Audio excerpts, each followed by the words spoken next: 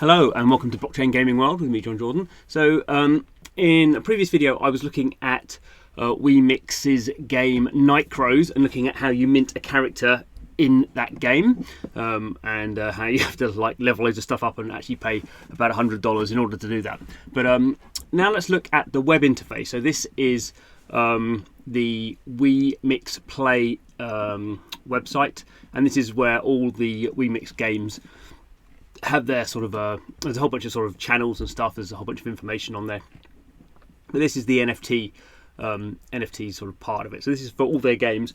Really there's only 2 games that have any volume, so there's 24 being listed here, but it's only Mere 4 and CROWS that really have any volume. These are the ones that sort of sort of much smaller games that haven't really got any traction. Now we can see here there's some weekly top sales. So actually Mere 4 I think is the most active. So these ones here are all Mere 4 sales. But here we have top weekly views, and these are in fact CROWS characters. We can see the CROWS characters here. So both these games are sort of roughly the same audience, I think, in terms of Web 2 audience. But I don't. So CROWS is what we're looking at. So we can see here there's a feed. So people are saying. If they're selling something here, doing a rush sale, or so it's a little bit of an odd sort of almost like a social feed. But if we go to the marketplace, we can sort of see much better.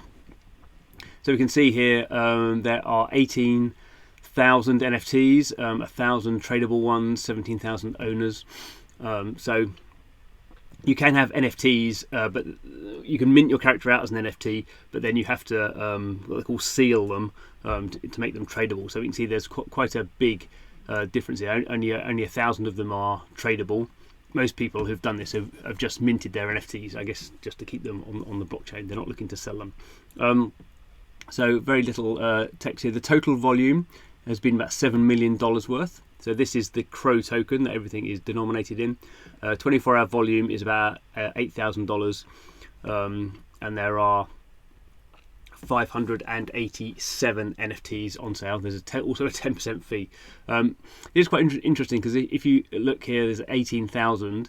So if it costs $100 to mint your NFT, or at least that's what it costs in the diamond if you buy the diamonds as in-app purchases. So wemix has actually made $1.8 million from people minting out their NFTs, and also maybe a little bit on the if they're getting 10% of the total volume here, they're also getting was only $700,000. So yeah, so sort of $2.5 million worth of revenue they've generated from this NFT side of things, as an estimate at least. So we can see here, this is how many NFTs are on sale. So people are bidding for these. So the highest bid at the moment is only $45. So as I say, to create these NFTs cost at least $100. You could, I guess, earn the gems in the game. I think that would be quite difficult to do. But I guess theoretically that would be possible, because you can sort of earn gems in the game by sort of doing missions and stuff. You can actually earn the CROW token as well. So there could be some people who haven't just paid. There could be some people who sort of played the game enough in order to get these assets. But you'd have to be playing the game an awful lot in order to do that. So this one's only got 9 minutes left. People are bidding. The other thing is sort of, they're all different sort of characters. I think there's 4 character classes, and then they each have their own subclass. Can't quite remember. So you can sort of specialise these things. Obviously, they all have their own gear as well.